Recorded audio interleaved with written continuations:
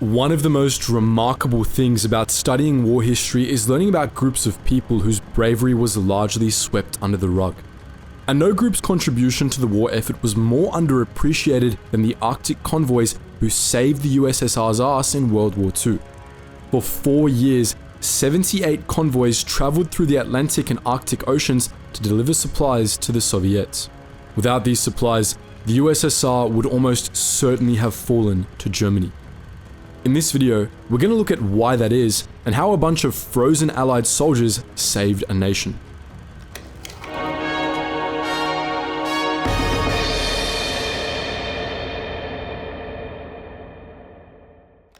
Germany launched Operation Barbarossa in June 1941, invading the USSR with 4.3 million German and Axis soldiers and 4,000 tanks.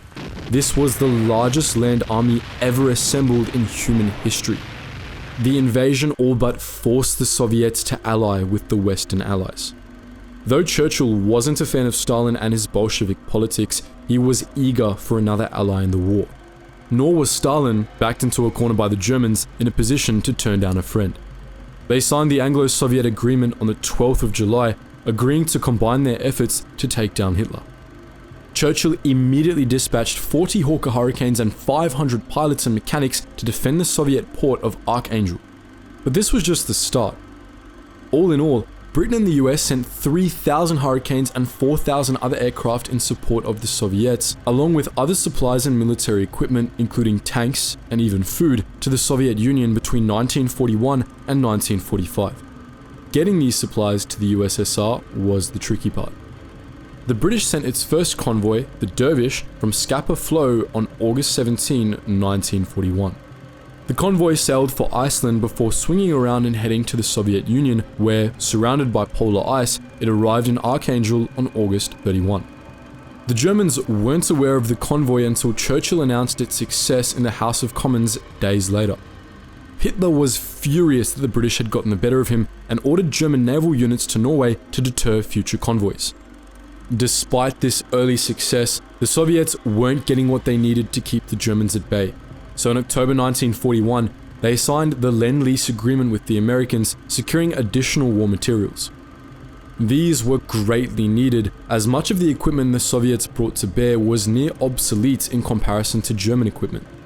In the first 6 months of Operation Barbarossa alone, the Soviets lost 15,000, amounting to half of their fleet of tanks, which were no match for the German panzers. To ensure the Soviets were well supplied, the Allies formed 3 principal shipping routes to the USSR. First, there was the Persian Corridor, which ran from the Persian Gulf and across Persia to the Caspian Sea, where it connected with the Soviet rail network. Then there was the route that ran from the US and Canadian West Coast ports across the North Pacific to Vladivostok. The Soviet-Japanese neutrality agreement complicated this route, as it stated that Soviet ships could only transport non-military supplies. But they put the Lend-Lease supplies on Soviet cargo ships anyway and hoped for the best. Luckily for the Allies, the Japanese military honored the agreement and never attacked any Soviet freighters in the Pacific. And finally, there was the Arctic route, which ran from Icelandic and British ports and along the northern coasts of Nordic countries into Archangel and Murmansk. However, the route had a German presence as they tried to take down Allied transports, which made things a lot harder for the convoys. Between August 1941 and May 1945, a total of 78 convoys took the Arctic route. Of all the routes to the Soviet Union, this one was by far the most unforgiving. The constant threat of German attack aside, the crews of these ships also had to contend with harsh weather, including dense fog, drift ice, and strong currents. In the winter, they had to navigate in perpetual darkness, and in summer, they were susceptible to German attacks under the midnight sun. The seamen in these convoys had to wear special suits when working on deck to protect them from the extreme temperatures. In reality, the suits were impractical and hardly ever worn. If a ship got torpedoed, there wouldn't have been enough time to put one on. Without a suit, life expectancy in the frigid waters in the Arctic winter was less than 2 minutes, and it was only slightly better in the summertime. The convoys were largely put together in Hafalgerø, Iceland, and Loch Ewe in Scotland. Most Icelandic convoys had the designation PQ on their outbound voyages and QP on their return voyages, whereas British convoys had the designation JW on their outbound journeys and RA on the returns, though there were some PQ convoys sailing from Britain too. This made it easier for the US and Canadian navies to identify them when running support convoys. Starting in 1943, the Americans and Canadians deployed escort carriers to defend the convoys against German air attacks. This was essential as the Arctic convoys were carrying incredibly important supplies, including fighter planes, tanks, ammunition, fuel, raw materials, and food. During the 2-year siege of Leningrad, the convoys were one of the city's few and most critical lifelines. In total, around 1,400 trips were carried out by around 400 cargo ships, of which the Germans sunk 85. In addition, 16 Royal Navy ships, which included 8 corvettes, 6 destroyers and 2 cruisers, were put below the waves. One convoy, PQ-17, experienced the greatest loss of any convoy during the war, losing 24 of its 35 ships between Spitsbergen and Novaya Zemlya. The Germans lost far fewer vessels. We're talking about 1 battlecruiser, 1 battleship, 3 destroyers and 30 U-boats. Although the loss of the battlecruiser and battleship was pretty big for the Germans.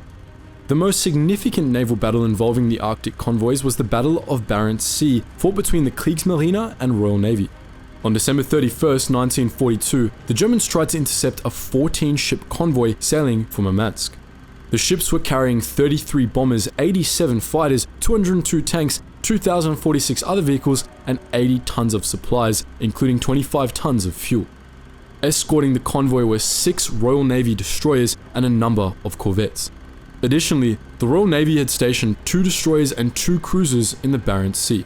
On the German side, the Kriegsmarine force deployed 6 destroyers and 2 heavy cruisers. While both sides brought to bear the same number of ships, the German fleet boasted superior firepower as it was hell-bent on sinking the entire convoy. While the Royal Navy was outgunned, it was not outwitted. Commander of the British fleet, Robert Sherbrooke, knew their only real defense against the Germans was their torpedoes. Not wanting to play his best card first, he maneuvered his ship so it looked like it was preparing to launch a torpedo, and the Germans fell for the bluff, withdrawing one of their heavy cruisers before the battle even started. But that cruiser bluffed as well and swung around to the north side of the convoy, where it fired on minesweepers and destroyers, sinking 1 of each. Following this, chaos ensued for about 4 hours. Because the battle took place in the middle of the polar night, it was extremely difficult to tell the difference between friendly and hostile ships. And the smoke from damaged and sinking ships only added to the confusion as both sides continued to fire without always knowing whom they were firing on. As a result of all this confusion, the short battle ended when the Germans decided the risk of sinking their own ships and killing their own men was too high, and they retreated. In the end, each side managed to sink a destroyer. The Brits also damaged a German heavy cruiser and the Germans a British destroyer. The British lost a total of 250 men and the Germans 330. The surviving Germans retreated to a base in Norway, and the convoy made it to its destination without losing any cargo. Throughout the years the convoys went through the Arctic, they saw relatively few battles. And of the ones they did see, most were short-lived, like the Battle of Barents Sea we just talked about. Overall, the operation in the Arctic was a major success with relatively low losses over the 4 years it was active. This was largely due to the breaking of the Enigma code, which allowed British intelligence to relay German U-boat positions to the convoys. Even though the Arctic convoys are considered a minor part of World War II, the convoys sustained the Soviets in their fight against the Germans. They also proved to the Soviets that the Western Allies were committed to their alliance. But what do you think? How do you think you would have fared in those Arctic winters? How might things have gone for the convoys without the breaking of the Enigma code? What do you think the convoy's overall significance to the outcome of the war was? Tell us down in the comments section below. As always guys, thank you so much for watching, and I hope you learned something new.